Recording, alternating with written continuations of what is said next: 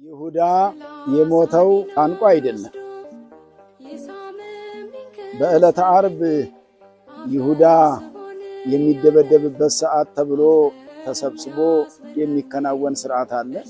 መጨረሻ ላይ ወፍኖቶ ሙሰለ ኃጥአን ትጠፍ በሚባልበት ሰዓት እንግዲህ መጽሐፍ ቅዱስ ላይ የምናገኘው ታንቀ ወሞተ ይላል። ታንቆ ሞተ ይለዋል። ጌታ ኢየሱስ ክርስቶስን ለ30 ብር አሳልፎ ከሸጠ በኋላ ይሁዳ እንደገና ተጸጸተ።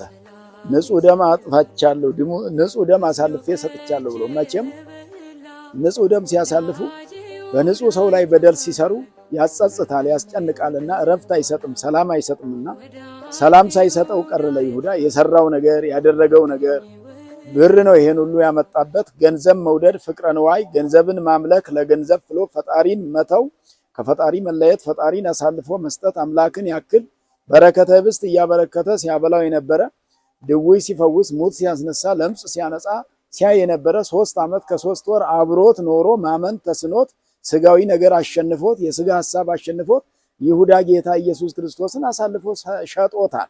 ለ30 ብርም ነው፣ ለማይበረባ ብር፣ ለማይጠቅም ግን ኃጢአቱ እኩል ነው። ለትልቅ ብርም ሆነ ለትንሽ እንግዲህ ሙስና የሚባለው ነገር ለትንሽ ብርም ሆነ ለትልቅ ብር በዚህ በማማለጃ መቀበል የሚደረግ ነገር ሁሉ ኃጢአቱ እኩል ነው እና በደል ሰርቶ ተጨንቆ ነበርና ታንቆ ሞተ ነው የሚለው መጽሐፍ ቅዱሱ።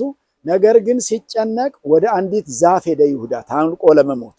ዛፏ ዘንድ ሲሄድ ዛፊቱ ደግሞ ነስ ይሁዳ ወይ ተጸጸት፣ ይቅርብ፣ ንጹሕ ደም አሳልፈህ ሰጥተሃል፣ በደል ሰርተሃል፣ ንስሐ ግባ ስትለው አንቺ ምን አገባሽ የታዘዝሽውን አድርጊ ነበረ ሲላት የነበረው። እኔ ልሰቀልብሽ፣ ልንጠለጠልብሽ፣ ልሞትብሽ መጥቻለሁ። አንቺ ደግሞ ቀጥ ብለሽ መቆም ብቻ ነው። ለምሰቀልብሽ ነገር አንቺ ተጠያቂ አይደለሽም፣ አይመለከተሽም። እንግዲህ ኃጢአት ሲያሰክር እንዲያደርጋል። ኃጢአት ሲያሰክር ለንስሐ አያዘጋጅም።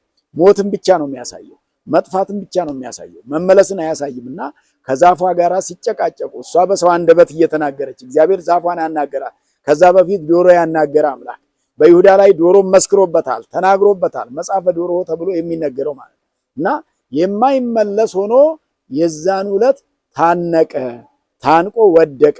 ሰዎቹ ቤተሰቡ የሚሆኑ የቅርቡ የሚሆኑ ሰዎች ግን አፋፍሰው ወደ ቤታቸው ወሰዱት። አንጀቱ ወጣ።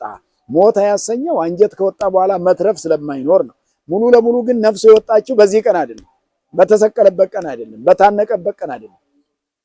40 ቀን ሲያስታምሙት ቆይተው በ40ኛው ቀን ጌታ ኢየሱስ ክርስቶስ ከቢታንያ ወደ ሰማይ ሲያርግ አይቶ አረገ አሉት። በእውነት አረገ ብሎ ወጣ ብሎ ተጎትቶ ከነፈርሱ የወጣው አንጀቱ እያለ ወጥቶ ሲያይ አዎ አረገ ብሎ ወደ ላይ ሲያርግ አይቶት ደመና ይዛው ወደ ሰማይ ስታወጣው አይቶ የዛለት ተስፋ ቆርጦ ከዚህ በኋላ ምን ተስፋ አለኝ ብሎ አሁንም ንስሐ ሳይገባ ሞተ።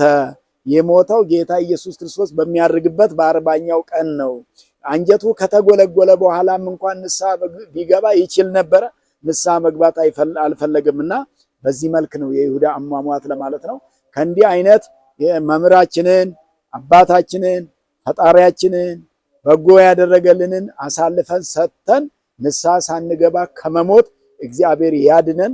ከሱ መንገድ መመለስ ያስፈልጋል።